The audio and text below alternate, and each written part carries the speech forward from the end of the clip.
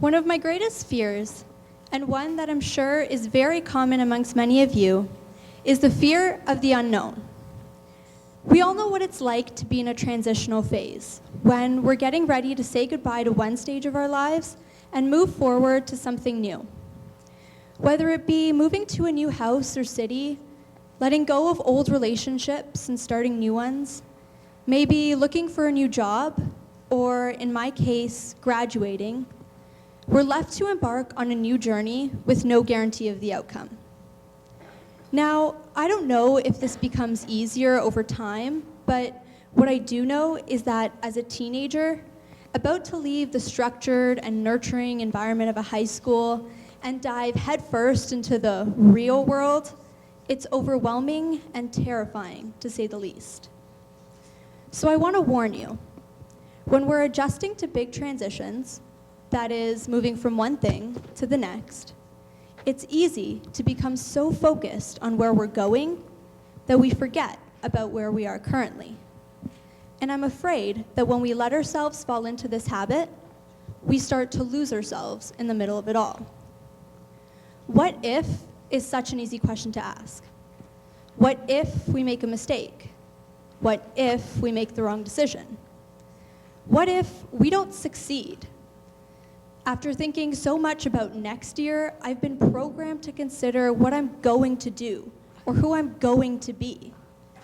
But maybe what we need to do is take a step back from the constant what ifs and what next and focus on what now. Allow me to give you an example. Last year, during my piano class at school, we had an end of semester recital as part of our culminating activity. This was supposed to be the most beautiful, artistic, impressive, and challenging performance of all.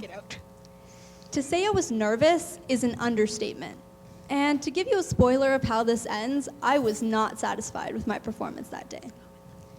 The only thing I can tell you about it is that I sat down on the bench in front of the piano, felt my fingers shake, and the next thing I knew, I took a bow and walked back to my seat. I have absolutely no other recollection of playing that piece except for the fact that it felt like I wasn't even playing. I was so nervous about the outcome. If I would mess up, what everyone would think of me, that I forgot I was performing a piece that I loved and something I never thought I was capable of playing. I may have been the one pressing the keys, but I was not in control of my performance. That's what we all want, isn't it? To be in control of our lives, our choices, and the way other people perceive us. Especially as rebellious, angsty teenagers, having the option to make all of our decisions ourselves seems more than appealing. But what we may not realize is that we don't have a choice. No one is going to tell us how to act, think, or feel our whole lives. We are the only things with the power to change, and we are the only ones with the power to do it.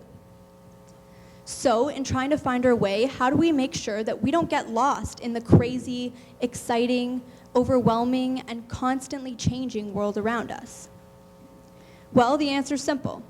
We can't. But what we can do is make our future seem a little less intimidating by changing our perspective of the present moment. The first step is to become aware of what we are really doing. Now, I don't mean what we're doing as in I'm doing math homework or I'm playing piano, but what we are really doing. So in order to do this, we have to be prepared to confront the things that we may not want to admit. So let's say there was an option to go on an overseas trip, maybe audition for a talent show or try out for a team, something that you really wanted to do, but your parents said no. How many of you may complain to your friends that your parents are holding you back? Now, let's say there was a trip, audition, or tryout that you never really wanted to do in the first place. How many of you may use your parents as an excuse as to why you can't do it? None of us want barriers to prevent us from achieving our goals, right? Right. Until we can use those barriers as an excuse to help us get out of something that we're scared of. What we are really doing is letting the external aspects of our lives the power to control our decisions. What do I mean by external aspects?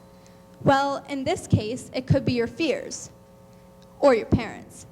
But it could also be a university, a college, or career path.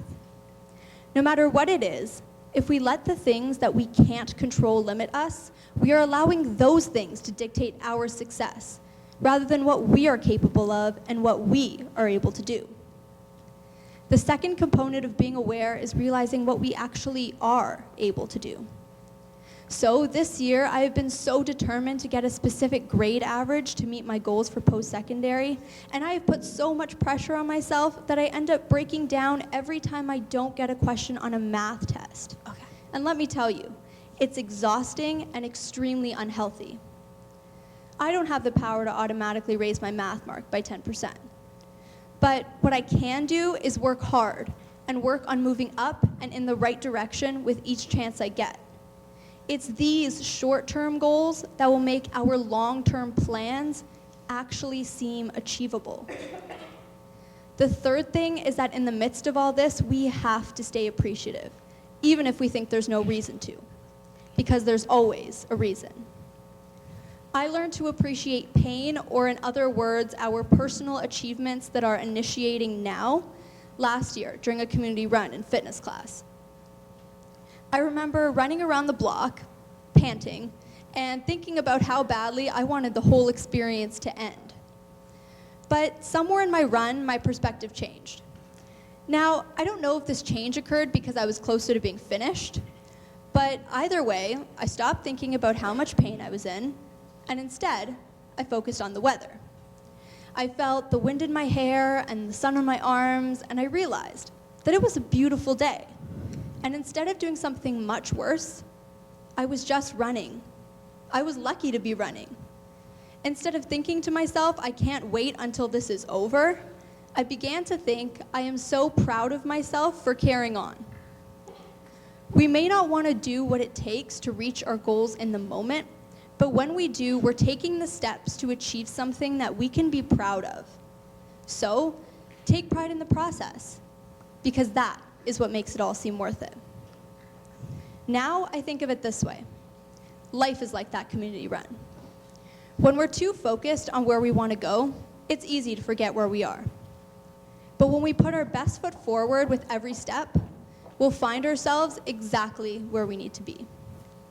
In retrospect, if I had sat down on the bench in front of the piano on the day of my recital, and I had realized that I was letting my nerves control my success, or if I had acknowledged the fact that my performance didn't have to be flawless to be amazing, or if I had appreciated that I was sharing something that I loved with a bunch of people who love music as much as I do, maybe I would have actually remembered it today.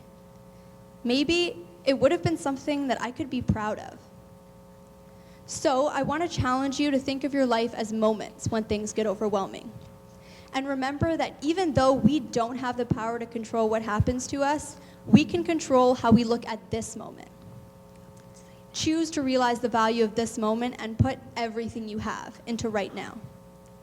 Because when you learn to seize the present, you can finally begin to look forward to the future. Thank you.